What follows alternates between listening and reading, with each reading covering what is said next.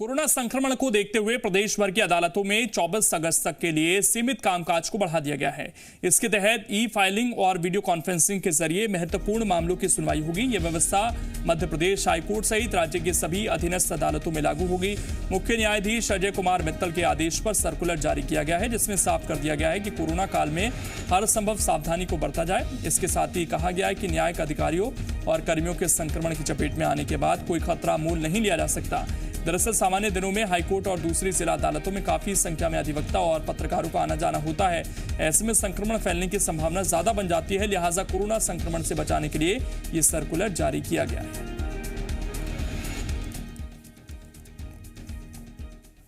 सतना में स्वास्थ्य विभाग की बड़ी लापरवाही सामने आई। रामपुर भगेलान सामुदायिक स्वास्थ्य केंद्र में रखी दवाइयां एक्सपायरी डेट से पहले कूड़ेदान में फेंक दी गई।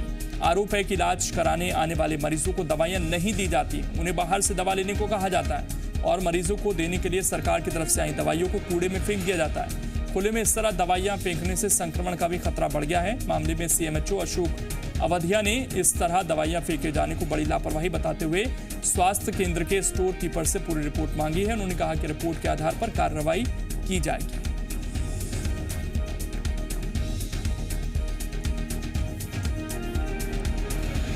हमने उनका पीछा किया, तब यहाँ आके देखे तो पूरी दवाइयाँ पड़ी थी और एक जगह और पड़ी हैं ऐसी दवाइयाँ। मतलब इनका डेली का काम है कि ये दूसरे तीसरे दिन आते हैं, दवाई फेंक के यहाँ के सामुदायिक से इनकी चले जाते हैं। एक्सपायरी नहीं है, 2021 तक इनकी डेट है सारी दवाइयों की, पूरी दवाइयों सब गवर्नमेंट है।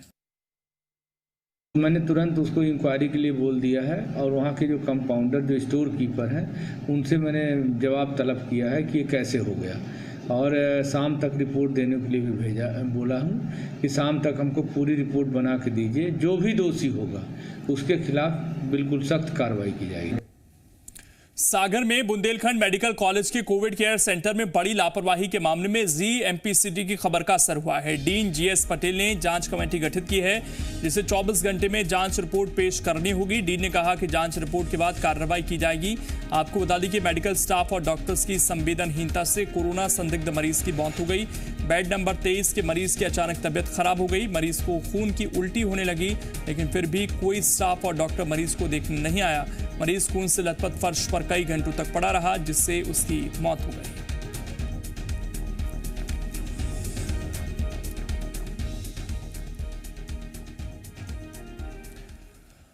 अब आपको एक ऐसी तस्वीर दिखाने जा रहे हैं जिसे देखने के बाद लगातार होने वाले विकास के दावे पूरी तरह से खोखले नजर आएंगे। मामला बालाघाट के लालबर्रा जनपद के वनग्राम गनखेड़ा का है। गांव तक पहुंचने के लिए आजादी के 7 दशक बाद भी सड़क की सुविधा नहीं है, जिससे लोगों को काफी परेशानी का सामना करना पड़ता है। आदिवासी महिला दुर्गाबाई को प्रसव पीड़ा के बाद परिजनों ने जननी एक्सप्रेस को फोन किया। एम्बुलेंस अस्पताल से गांव के लिए रवाना भी हुई, लेकिन रानी कुठार गांव तक ही पहुंच सकी, क्योंकि गनखेड़ा जाने वाली सड़क खराब है। बारिश से कीचड़ और दलदल की वजह से एम्बुलेंस आगे नहीं जा पाई, जिसके बाद परिजन महिला को बैलगाड़ी से अस्पताल ले जाने के लिए निकल गए, लेकिन रास्ते में भी महिला की डिलीवरी हो गई। गनीमत ये रही कि महिला और बच्चा दोनों स्वस्थ हैं। अभी महिला और बच्चे को अस्पताल में भर्ती कराया गया है, जहां दोनों स्वस्थ बताए गए हैं। रानी कुठार तक गाड़ी गई थी, लेकिन आगे नाला होने के कारण और बरसात में गाड़ी नहीं चल पाई थी। जो जननी एक्सप्रेस थी वो उसका ड्राइवर फिर आगे गाड़ी नहीं ले जा सका, चूँकि नाला आ गया था। इसलिए लोग उधर से बैलगाड़ी में ले करके आए और फिर उसके बाद में उस महिला को ला करके और प्रसूता को और बच्चे को ला करके अस्पताल में शिफ्ट किया गया। दोनों की हालत बढ़िया है, सामान्य है।